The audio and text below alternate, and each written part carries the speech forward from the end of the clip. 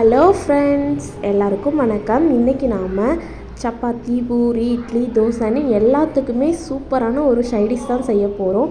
பச்சை பட்டாணி குழம்பு தான் செய்ய போகிறோம்.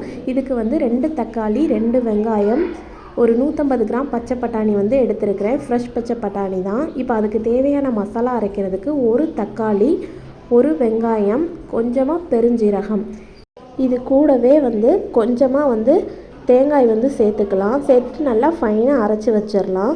இப்போ ஒரு பேனில் சூடானதுக்கப்புறமா 3 ஸ்பூன் எண்ணெய் சேர்த்துக்கோங்க. கூடவே 1 ஸ்பூன் பெருஞ்சீரகம், பட்டை, கிராம்பு, ஒரு ஏலக்காய் சேர்த்துக்கலாம்.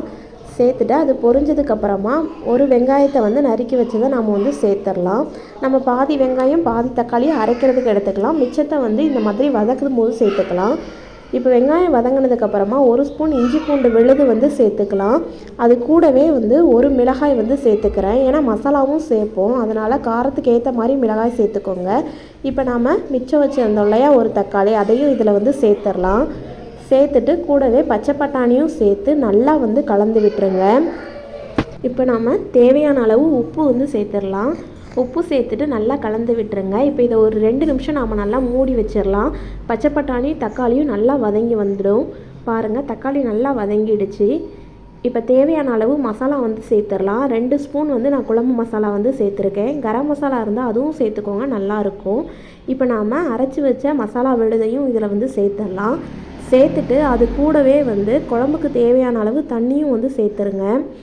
உங்களுக்கு எந்த அளவு கன்சிஸ்டன்சியில் வேணுமோ அதுக்கேற்ற மாதிரி தண்ணி சேர்த்துக்கோங்க. நான் அந்த தேங்காய் சேர்த்துருக்கனால நமக்கு சீக்கிரமாக கட்டியாயிடும்.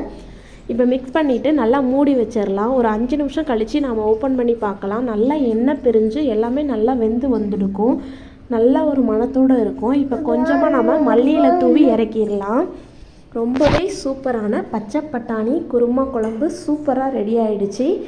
இந்த வீடியோ பிடிச்சிருந்தது அப்படின்னா லைக் பண்ணுங்கள், ஷேர் பண்ணுங்கள், மறக்காமல் நம்ம சேனலை சப்ஸ்கிரைப் பண்ணுங்கள். தேங்க்யூ.